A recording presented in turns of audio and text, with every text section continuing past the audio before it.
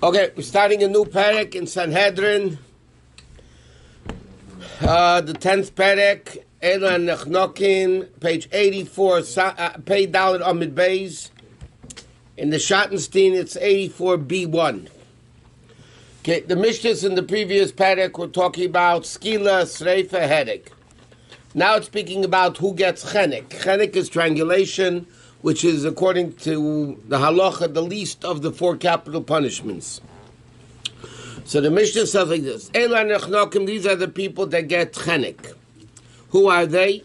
Hamak ave ve'imei, if somebody hits his father and mother in a way that they cause him to bleed, or v'gainif nefesh mi Yisrael, if a person kidnaps a Jew, makes him work for him, and then sells him, or zakim mamin al pi bezdin, a sage who rebels against the big bezdin, meaning the big bezdin ruled a certain way, and he went against them and taught it in the city in a way that he wasn't listening to the big bezdin. So then he also gets chenek, he also gets strangled. Navi asheket, a false prophet. False prophet means he says that he got a prophecy from Hashem and he didn't. One says prophecy in the name of an idol. If somebody commits adultery with a married woman, because other adulteries you get different punishments. But if somebody lives with a married woman, commits adultery, so then the din is he gets chenek. And Zayman may bas kohen, the Adam Zayman of a daughter of a kohen, Ubayala, and the one that lives with her. Meaning like this: we know there's a din in Torah what's called Adam Zayman. 2 people testify. In this case, 2 people testify that the daughter of a kohen committed adultery. Now the Torah says the daughter of a kohen gets sreifa. She gets burnt. A daughter of a kohen who commits adultery gets burnt. But the guy that lived with her, he gets chenek. Normally it's the same punishment. But what the Gemara is going to explain where we learn it out from. The daughter of a kohen that committed adultery, meaning a married daughter of a kohen that committed adultery with a guy, she gets burnt, but he only gets chenek. Now, that's the last din of Bayala. What is Zayman bas kohen? The din is like this. 2 witnesses come and say, we saw Tuesday morning in LA that this woman, this bas kohen committed adultery. Okay, we're testifying to that. Comes another 2 witnesses and say, no, how can you say she committed adultery Tuesday morning in LA? Tuesday morning you were with us in New York. So it's impossible that you testify. Whether she did or not, we don't know. Let's remember Zaymim. Hakchasha is 2 people say she did, 2 people say she didn't. That's called denial. So then they cancel each other out and there's no testimony. But here the case is Zaymim, it's exeris hakosov, you believe the second pair of witnesses. The last pair of witnesses you believe. So therefore they're testifying that this girl actually this bas kohen committed adultery. So normally what do you do to them? You do to them what they wanted to do to the person they testified against. So they basically wanted to get her burnt. So normally they would get burnt. But the din is, the Mishnah says no. They get chenek even though they wanted to testify that she should get burnt. So this is one of the few exceptions where you don't give the same punishment that they wanted to give, you give a different punishment. Okay, this is what the Mishnah says. So the Mishnah says a bunch of cases that you get chenek for. Now the Gemara is going to learn how do we know that certain of these cases get chenek. Maybe they get a different punishment. So the Gemara says like this: how do we know that somebody who hits his father or mother and makes him bleed, okay? How do we know? The Mishnah says the first case they get chenek. How do you know they get strangled? In yesterday's parsha we read, yesterday's Shabbos we read in Mishpatim, if somebody hits his father or mother, he dies. And the Gemara says a rule. When the Torah says your meis yumas, and it doesn't say which of the punishments, it means chenek, automatically chenek. It means, lowest. No, it is the lowest, but the Gemara says it's halachal Moshe Sinai. Okay, this is what the Gemara says. It's halacha Moshe Sinai. That means it's some oral tradition that when the Torah says meis yumas and it doesn't say skila, sreifa, or hereg, so then the punishment is chenek. And because the Torah says maki ave v'imei meis yumas, it means chenek. So the Gemara says maybe it means adikotole miktal. How do you know it means if they hit him? Maybe it means that only if you killed them. Maybe only if you killed the parents. So the Gemara said that doesn't make sense. Salka daitach, it says, do you think this makes sense? Kotel chad b'sayif. If a guy kills another person, not his father, what's the punishment? Hereg. You chop off his head, yeah? Va'avi b'chenek, and the father is going to get chenek, which is lesser of a punishment. For killing a father is less of a punishment. That doesn't make sense. In other words, like this. The pasuk simply says, if you hit your father and mother, you die. And the Gemara learns it means you make a blemish, that they actually bleed. Do you remember we discussed, can a doctor let blood from a father or do surgery or whatever, or a mother? The whole question, Allah, they're allowed to do it. But the Gemara says like this. You hit your father and mother, you get chenek. So the Gemara said, maybe it means you kill them. So the Gemara said, that doesn't make sense. Because if you kill a regular person, not your parent, the punishment is the beheading, which is worse than chenek. And the father is going to get chenek, father and mother is going to get, it doesn't make sense. But that's only good. The Gemara says that chenek is the least. Remember we learned an argument before in the Mishnah between Rabbi Shimon and the Chachamim. What is the order of this punishments? According to halacha Chachamim, it's skila, sreifa, hereg, and chenek. But according to Rabbi Shimon, chenek is not the worst. Hereg is the worst. So maybe then, according to him, what do we say? That's only according to the opinion that says chenek is the least of them all. So then you have a point. You kill a regular person, you get hereg. Now you kill your father, you're going to get a lesser punishment? That doesn't make sense. So he said, but according to Rab Shimon, that says chenek is stricter than hereg, how do you know that maybe it means that you kill your parent? Somebody else, you get hereg. That's a lesser punishment. And here you get chenek, which is stricter than hereg. So how do you know that's what it means? So the Gemara says like this, but we learn it out from a different pasuk. What's the different pasuk? It says, it says, if you hit a person and he dies, meis yumas. Now, another pasuk says, with hatred you hit him, v'yames, and he died. Okay? So then he also gets misa. So shma, from here we learn that whenever there's a hitting, lav misahi. It doesn't mean a hit that causes you to die. That means like this. From there we learn out that hitting, by definition, does not mean you killed him. Because it says, he called which means like this. The Gemara learns out from the pasuk that when the Torah uses the expression hitting, it doesn't mean killing. So therefore, the Gemara says, well, by father and mother, it says, make ish vameis, you hit them. The Gemara's question maybe it means you killed them. So the Gemara says, no. The word make, hitting, means you don't kill them. And therefore, when the Torah says, make ish vameis, make ave v'imei meis yumas, it means you hit them without killing them. But it has to be a hitting that causes bleeding. Not stam, you hit them like this, you're not allowed to, but you don't get death. Okay, so now the Gemara said, but I need both psukim. I need to say maki ish v'meis, and I need kol maki nefesh. Why? Why do I need both to teach me that hitting means not killing? He said, if the Torah would only say, if you hit a person and he dies, hav amina ish devar mitzvah. With ish, it's interesting. When the Torah says ish, a man, it means somebody who's bar mitzvah. The Gemara learns out from different psukim that it says ish by mitzvahs, which teaches us you have to be a bar mitzvah boy. Yeah?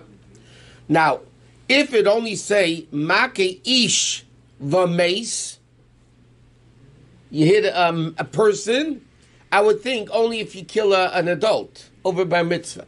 How do I know if you kill a kid under bar mitzvah you also get killed? I wouldn't know it. So therefore, it teaches us, komake nefesh, any soul that you kill, you also get killed. Let's see it inside. If the Torah only said maki ish from mace, havamina, I would think, who do you kill? That's when you get killed. Devar mitzvah, a person who's obligated in mitzvah ain gets killed.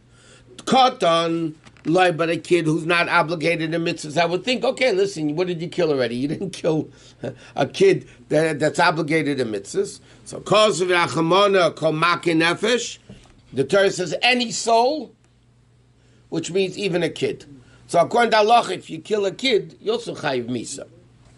But, so why doesn't it just say komake nefesh? Maki nefesh would mean anybody. So why do you need maki ish for mace? I would think even fetuses or non-viable babies. Afilu ben shmein, or a kid that's born. It's interesting. At the time of the Gemara, a baby that was born in the 8th month has no viability at all. He's not a viable kid. You can't move it. You can't desecrate Shabbos for it to nothing because it's a dead kid.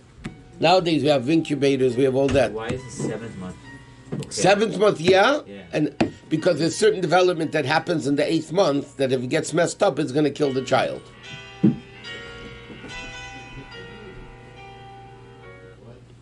So therefore, the Gemara says like this: if it would only say maki nefesh, I would think any soul, meaning anybody from conception. Therefore, the Torah says kol maki nefesh. It has to be maki ish v'meis. A person who's viable, that's when you get killed. But if you kill a baby that's not viable, then you don't get killed. And by the way, that's talocha, Taka. If you kill a fetus, or you kill a baby that was born in the 8th month, or you kill a baby that's not 30 days old yet, you don't get killed. A Jew doesn't get, a guy would. Why would a Jew doesn't get killed. What? Why does a guy get killed? Because these are shiurim, right? They're amounts. Gemara says shiurim are only given to Yid, not to Goyim. Right. So therefore, according to many opinions, even though not everybody agrees with this in halacha, but according to many opinions, it's worse for a guy to do an abortion than for a Jew. In other words, it's worse for a Goyish doctor to do an abortion than for a Jew. Because if a guy does an abortion, he gets killed. And a Jewish doctor does an abortion, he doesn't get killed. Even though obviously you're not allowed to do it. Unless the abortion is justified. No, I'm saying, therefore, even when it's justified, who's the lesser of the evils doing it? The Jew. The Jew is lesser of the evil, because a Jew wouldn't get killed if he did it, and a guy would. Other poskim say, no, it's still better for a guy to do it. Why? Huh? According to what you just said. Yeah, but a Yid is still mitzvahs, whatever. Kabbalistic. Not Kabbalistically, it's just worse for a Jew to do an Aveda than for a guy to do an Aveda. Okay, so therefore the Gemara says like this. From Maki Ish from Meis Yumas, we learn that it has to be viable. Therefore, if somebody, God forbid, kills a baby that's less than 30 days old, you can't kill them either. Because there's no chazaka of viability yet, because they have to live 30 days. That's my opinion of Ben on the 31st day, because the Kohen wants his money. So how do you know the kid's going to live? You want money, you have to make sure the kid's viable. Until 30 days, they're not viable. So therefore, opinion of Ben, you do on the 31st day. But the reason for that is because it has to have viability. And under 30 days, it's no chazaka being alive yet. What does the pasuk say when two people are fighting and a pregnant woman is there and then they hit her? Does it say that he has to die? No. What does it say? The pasuk? No. Monetary. In Osen Yiyah, that means if the mother dies. Oh, if the mother dies. Then you kill nefesh tachas nefesh. But otherwise, it's monetary. Right? Otherwise, it's monetary. Even though it says eye for an eye, but Chachamim learned that ayin doesn't mean the eye, that if you knock out somebody's eye and they knock out your eye, like they do in certain countries, it means money, Rashi says. But it's interesting how they learn it out, because The kid said this on Shabbos. Ayin tachas ayin. Take the next letter after. How do you spell ayin? Ayin yud nun. Take the next letter after ayin and yud and nun. It's the word kesef. The letter after ayin tachas ayin, right? That means the next one. So the letter after ayin is a pei. The letter after yud is chof. And the letter after nun is samach. Right? The letter after nun is samach. So therefore you have chof samach pei. So that, but it's obviously halacha l'meshimitzinu. Rashi says when it says ayin tachas ayin, it doesn't mean eye for an eye. It means money. But there's a hint to it from the actual word ayin tachas ayin that the letter after ayin yud nun makes kesef. Okay, so the Gemara came to the conclusion: if you hit your father or mother, the punishment is chenik. So the Gemara asked the question: maybe maka ava v'imay means you actually kill him. So the Gemara says no. We learn out from another pasuk. Every time it says hakah, it means hitting, not misa. Okay, then the Gemara says like this: Ve'ema. So maybe the din is maybe I get killed chenik for hitting a parent. I would think then even if you don't inflict a wound, what does the Torah say? Torah says make ave v'imay. It doesn't say you make him bleed. It says you hit them. So maybe hitting is taka or any hitting. Allah metran. Why does it say in the Mishnah? If somebody hits his father or mother, when does he get misa? Until he makes a wound, until he inflicts a wound. The Gemara's question is why? Because the Torah says "Maki aviv imay." Maki means hit, so maybe it means just hitting. How do you know it means dafka if there's a chabura blood? So the Gemara answers, "Amakra maki adam or maki behema."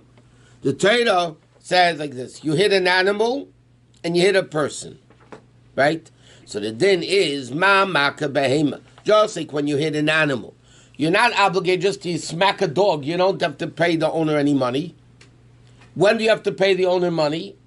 No. Even if you make a wound because you damaged the animal. Because it says nefesh. The same thing maka adam. The same thing when it says hitting a person, until you actually make a wound. So the Gemara says like this: because it says make aviv v'imay meisimas, or the Torah says make adam and make behema. So therefore, we liken, in the hekish, we liken adam to behema. Just like by behema, when do you have to pay? Only if you hit him with a wound. The same thing, make adam, is only when you make a wound. So therefore, hakah, maka, anytime the Torah says maka, it doesn't mean hitting, it means hitting that has a wound. So therefore, when the Torah says maka aviv v'imay, it means hitting, but with a wound. A bleeding wound? A bleeding wound. Or even a If you bruise? cause- Bleeding wound. If it causes shame to somebody when you hit him, No, that you have to pay the damages of embarrassment. But even though a bruise is bleeding internally, it doesn't count? So, today it doesn't mean, there's a shaila about a bruise. We mentioned already the shaila can a doctor do, Rashi mentions the black mark on your skin. that's bleeding, That he does. because there's bleeding, That's yeah. what we're talking about.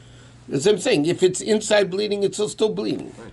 But the din is that the shaila, if a child, besides the moral, the ethic, the medical ethics of it, but there's a whole discussion in Poskim about the son who's a doctor taking blood from a parent or doing surgery on a parent.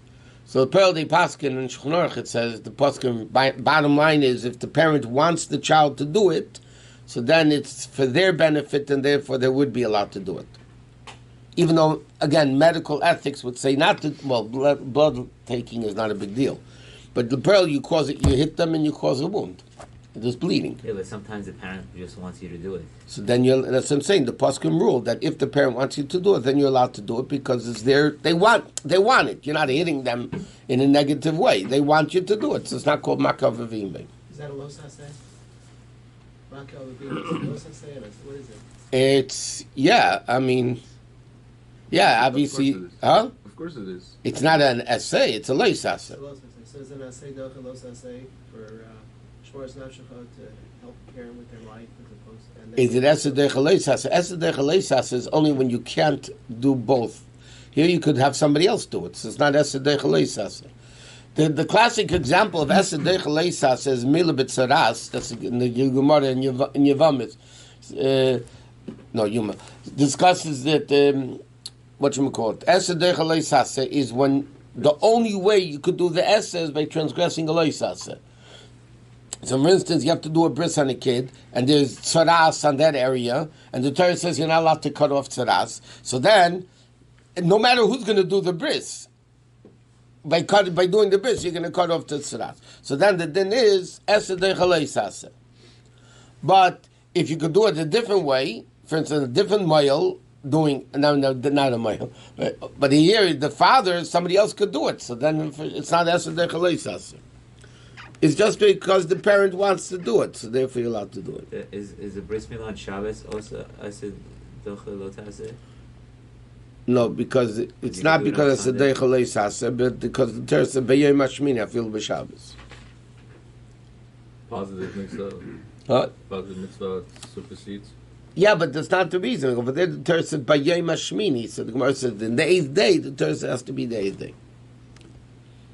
But the problem, a kid that's born cesarean, that you don't do the bris on Shabbos, yeah, because it's not natural. Why didn't you say esed deichalei sase? Yeah. But you can't, because over there it's not. But there's another way of doing it. You could do it on another day, and then it's no longer. You could do it on another day, but you're not mekar. But over there again, because the Torah learns clearly that only a case when the woman is tamei, when it's natural, but when the woman becomes tamei nida, when you ledus, that's when you do it on Shabbos. Otherwise, not. Because cesarean doesn't necessarily render the woman. Always render the woman nida. Huh? Doesn't she always become even cesarean? Practically, yeah. Halachically, not. If a woman doesn't bleed, It's impossible. why? You take out the baby. She'll always bleed now there. Not necessarily. If her water The breaks, Metzias she'll is, huh? If her water breaks, she bleeds. That's not true, by the way. Theoretically. The water bleeds. It could be a lot without dam nida. The mucus plug is machlekes in poskim today if it makes her nida or not. The water, no. The water depends if there's blood or not. in it. There's not always blood in the water. If there is, she need. In the halacha, it says technically, if a woman had a cesarean, it's lav dafka because if she didn't start labor yet, she lav dafka is going to bleed. But practically speaking, they started labor, so it ends up bleeding. But lav dafka, and halacha at least. I don't know medical veischanis. Okay.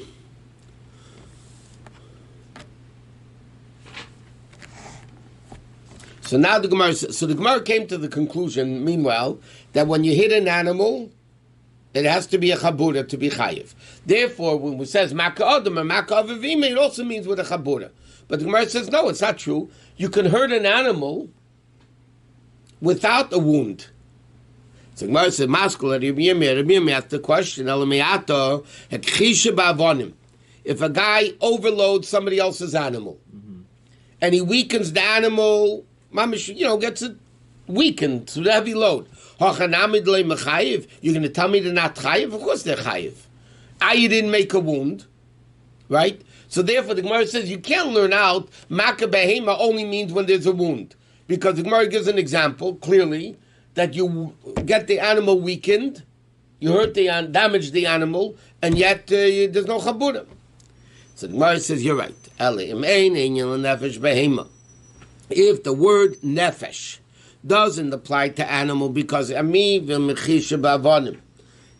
Gemara says like this, nefesh, right?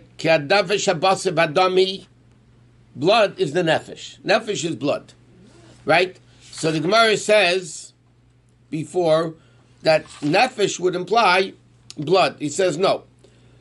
You don't need the word nefesh by animal's blood.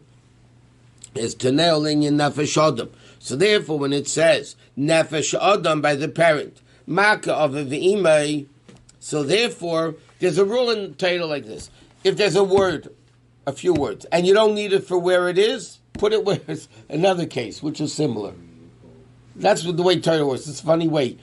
Meaning if the pasuk doesn't, if the word is not needed, because by behema it says nefesh behema, and by a behema, even if you don't kill it, you don't make it bleed. I mean, there's no blood, nefesh. So then you still get. So he says, "Ala hakei shalom ali." So why do I need the hekish? If that's the case, why is there a connection between Makkah Behema and Makkah Adam? The Gemara made a hekish. Makkah Behema and Makkah Adam. And the Gemara says, just like Makkah Nefesh teaches us when there's bleeding, so Makkah Adam means bleeding. So the Gemara said, but now we're learning that from a different pasuk. So what is the purpose of the hekish? Makkah Adam and Makkah Behema. Okay? So he says, this is the Chetanya de Bechizkiah. Okay? This is for what the Reb Chizkiah said. What did Chizkiah say? We learned already in the past, in different Gemaras, there's a din called Kim Lebed Rabba Minei. Yeah? Kim Lebed Rabba Minei means, if a guy did a crime, that there's two punishments, or death and money, or malchus and money. Yeah? So then the din is, you give him the bigger punishment, he doesn't have to pay the lesser punishment. So if a guy, let's say, does something, he burns somebody's clothing on Shabbos. So now he burnt, which is Chayiv Misa, and he damaged the guy's clothing. So that everybody says, we learn out from a pasuk, Kimle, but Rabbi Minei, you give him the bigger of the punishment, he doesn't get fined. So now the question is, what happens if a guy did that sin accidentally?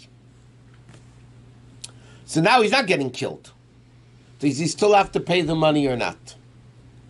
So Chizkiah holds that if you did it, even if you did it accidentally, where you're not going to get the bigger punishment, you're still off the hook for the fine.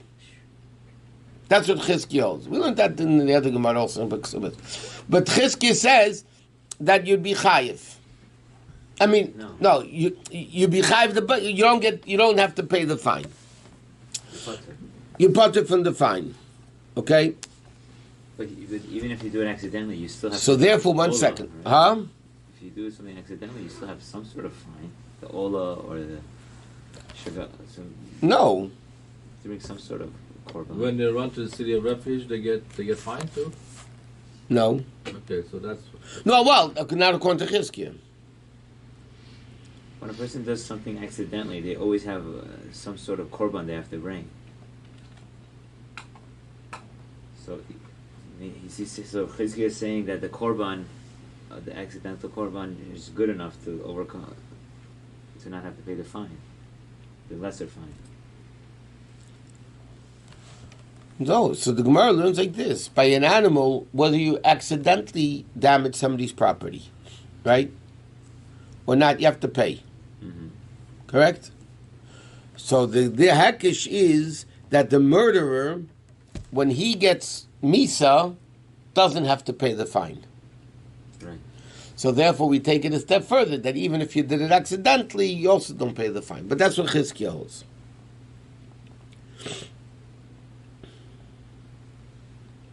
it's not the halacha. In other words, he says like this. This is what the way Chizkiah learns it. We liken Adam and Behema. Correct?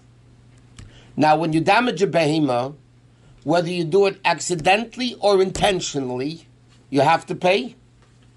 Right? You have to pay whether you did it accidentally or intentionally. That means there's no difference between accidental and intentional.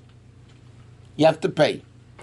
So that teaches us, by saying Makkah Adam, Makkah Behema, that by a person, there's also no difference between intentional and accidental.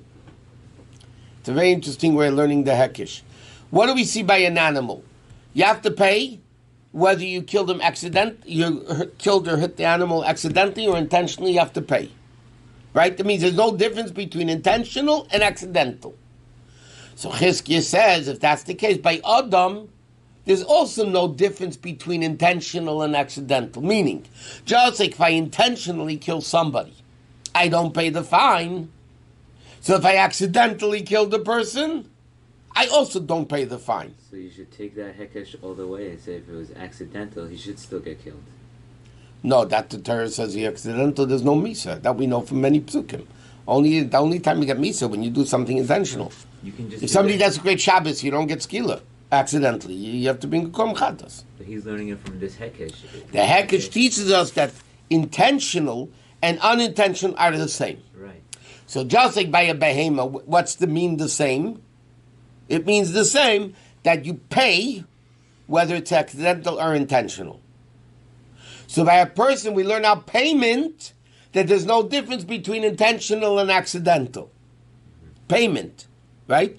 So just like by intentional, you get me, so therefore you don't pay. So accidental, you also don't pay. We're talking about payment. Just the payment. Payment is the hekesh. You can do that. Just learn the hekesh for one area of it. Yeah, but hekesh. You can't make your own hekesh. Oh, you can. Come on. But the Gemara says that's only if you hold a chizkiah. Hey, Nichalamanda is the Tana of a chizkiah. That's only if you hold a chizkiah. Alamanda, less a Tana of chizkiah. Hekesh Lomali, why do I need the hekesh? Chizkiah learns the hekesh to teach us that even accidentally you don't pay. But if you don't hold of the chizkiah's din, so what's the hekesh for? So the Gemara says interesting.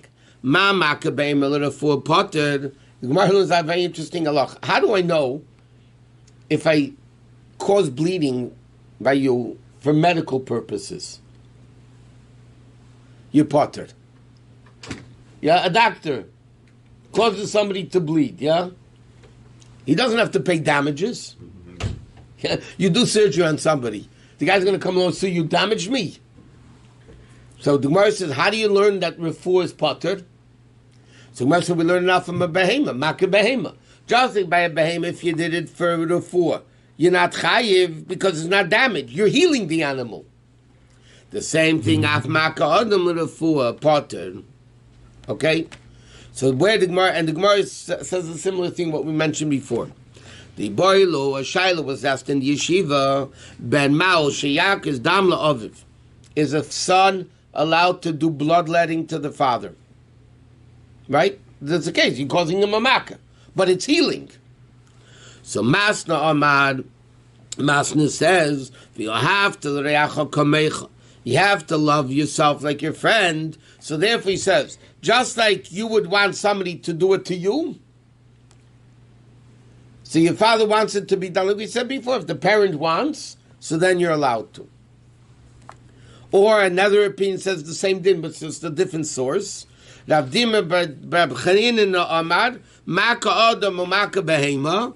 says in the same hekesh again, hitting a person, hitting an animal.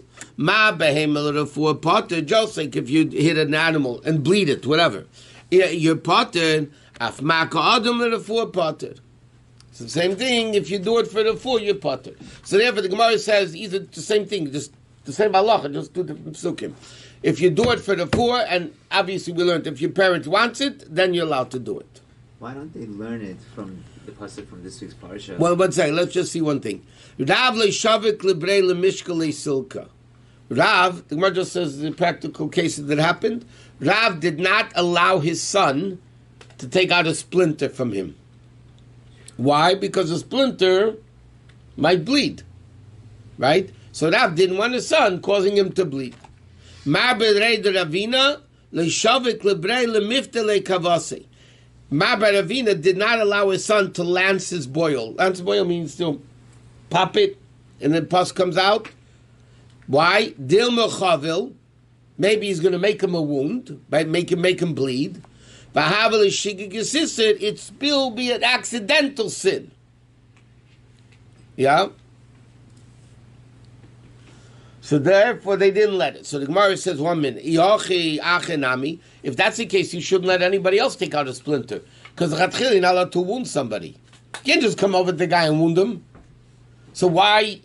For healing, it's okay. Oh, 1 minute. So the Gemara says, you're right. It's all accidental. By somebody else, it's only a lav to wound somebody. So doing it, maybe you're allowed to. But by your son, it's chenek. But the halacha is not like this. Okay,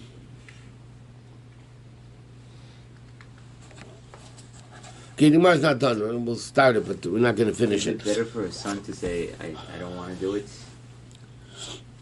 I mean, again, la halacha, if the parent wants him to do it, then he should do it. So parents get comforted when they know they trust the son and let him do it. In fact, the Gemara is going into a whole discussion now about this whole thing. that we'll just start it. We're not going to get to finish it. But if the parent wants, see over there, Rav didn't want him to do it. He didn't want, but and Mabed Ravina also didn't want him to do it. Why didn't they want him to do it? Because maybe he'll come here, still make a wound, it's taki, it's refuah and it's potter, but potter doesn't mean you're allowed to do it. Why don't they learn it from the pasuk of Rafa Yerafa that if you're a doctor and you wound someone, then it's okay. Like we just said here, they're learning from animals. Somebody else you could. Yeah. Not a father. No, I'm not talking about father. Just the last case was the idea of why is it that if you're doing it a makkah for healing, you're potter. That's what the Gemara Taka learns it out from makkah or the makkah behema. Yeah, but why not learn it from another pasuk? But Rapi means not if you're making a makkah, maybe. How do you know it means Rapi that you maybe means if you don't make a makkah? Maybe because I was thinking that pasuk means you can do anything. No, but Rapi, who says? As long as you Rapi. No, but therefore the other pasuk that says Rafu is potter, so therefore even a makkah, right? So therefore we learn out that Rapi includes that also. But just the pasuk Rapi doesn't necessarily mean that you can make him a wound. It means you have to heal them. What about your Rabbi? Huh? What about your Rabbi? Rhetorically. No, that's a din like anybody else, not Aviv. And what about acupuncture? Is that considered bleeding? You don't bleed by acupuncture, make a wound, but again, it's the only shaila is here.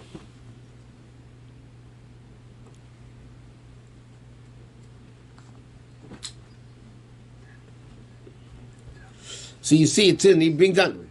Yeah, it's in. He brings down at the bottom. Ramban and Chudusha and ask why, given the above, listen.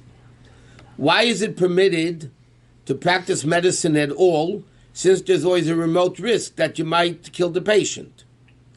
Hence, whenever a doctor treats it, it's possible they will inadvertently turn against capital crime or murder. So they answer that when the Torah permits doctors to practice medicine, it implicitly licenses them to treat the patients as well as they can. Therefore, even if, God forbid, the person dies in surgery or whatever, they're not chayiv. Because the Torah says you have to do the best you can. The person dies, that's min hashamayim. You didn't prove negligence, right? Right. So in America, the doctor gets the patient to sign a release.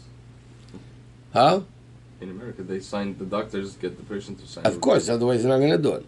So in Torah, like, you don't need a release. You don't need a release in Torah. I'm just saying, right? In Torah, No. you don't. No, you don't. The Torah itself gives you that heter. Torah's honest. In Torah, if you prove negligence, In fact, they bring down, the Chedush Iran, Taka brings down, with a Rishon, the Chedush Iran says that if you take out a splinter and you cause the guy to bleed, you're not even morally wrong by doing it. Because you're doing the best you can to make him bleed. I mean, to take it out. Well, everybody holds that. No, but he's just explaining that the concept. You shouldn't. Are you morally wrong? No. Okay, let me ask you a question. You're digging a house. A doctor does surgery on a patient, yeah, and not negligence. The guy dies in surgery, yeah. Okay, the doctor's not chayiv me, so that's for sure because he's allowed to do it, right? Is he morally? Does he need to do tshuva? Because of bad thing I would happened say to if he negligence, like he was drunk the night before, he couldn't do. No, we're not talking about him. negligence. No, but you're saying like Hashem doesn't allow a bad thing to happen to a tzaddik. So the fact that a bad thing happened to him, you should do teshuvah. But he's doing it for the sake of the patient. He's not doing it. Some circumstances you can't control. Okay.